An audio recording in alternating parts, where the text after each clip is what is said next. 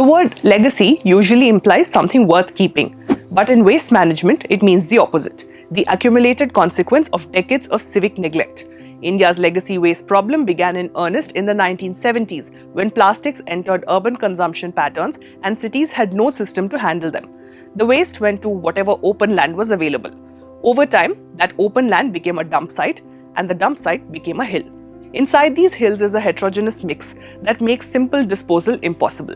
Partially decomposed organic matter, shredded plastics, broken glass, scrap metal, textiles, construction rubble, and in many cases, hazardous industrial waste that was never supposed to be there, contaminating groundwater irreversibly within a radius of the site.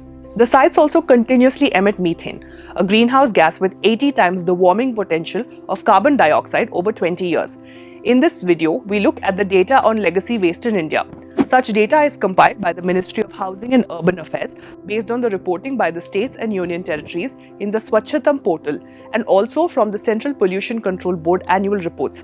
As for where you can find a usable version of this data, you can simply head to dataful.in and download a clean, standardized, structured and ready-to-use dataset on waste in India.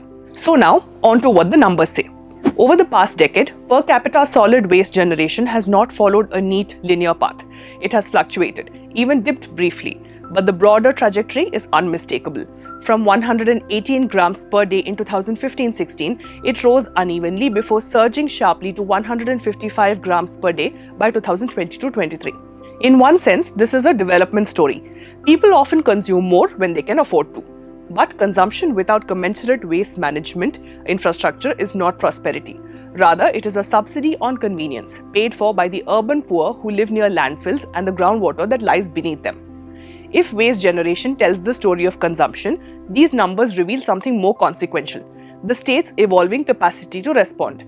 India generated roughly 1.71 lakh tons of solid waste per day in 2022-23, of which 90% was collected, 61% treated and 22% landfilled.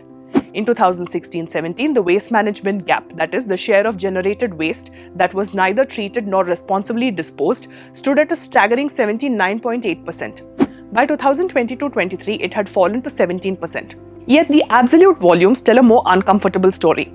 Waste generation has grown from roughly 1.01 lakh tons per day in 2015-16 to 1.71 lakh tons in 2022-23, meaning that even a dramatically improved system is processing a dramatically larger pile.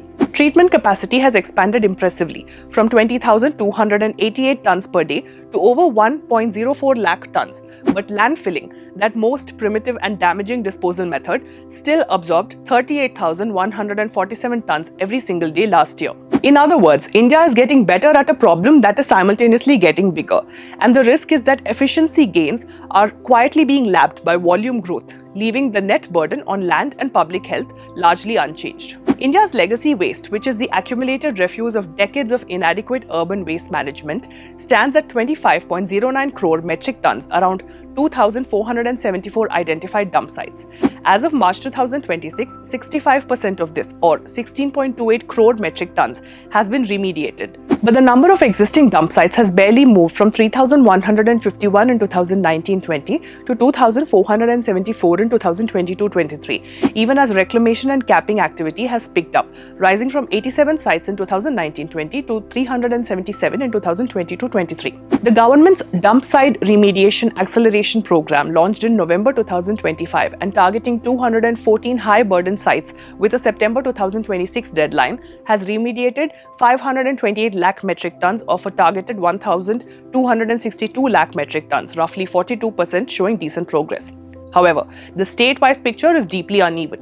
Maharashtra alone accounts for 512.88 lakh metric tons of legacy waste, more than a fifth of the national total, and has remediated only 42% of it. Karnataka at 182.7 lakh metric tons with 42% remediated, and Rajasthan at 116.06 lakh metric tons with 37% remediated, present similarly large and underserved burdens. Jammu and Kashmir has remediated only 27% of its 28.32 lakh metric tons, and Nagaland a mere 10% of its 8.1 lakh metric tons. Against this, Gujarat has achieved complete remediation of its 220.49 lakh metric tons, making it a genuine outlier. Other states that have made substantial progress despite carrying large absolute burdens are Telangana at 90%, Uttar Pradesh at 87%, and Delhi at 81%. With that, we come to the end of this week's Data Deep Dive. Like and share this video and head to the comments to let us know your thoughts on these figures and what they indicate. And follow Dataful on all these platforms for more such data-driven, informative content. Subscribe to a Dataful plan today and get access to our vast collection of cleaned, ready-to-use datasets across sectors.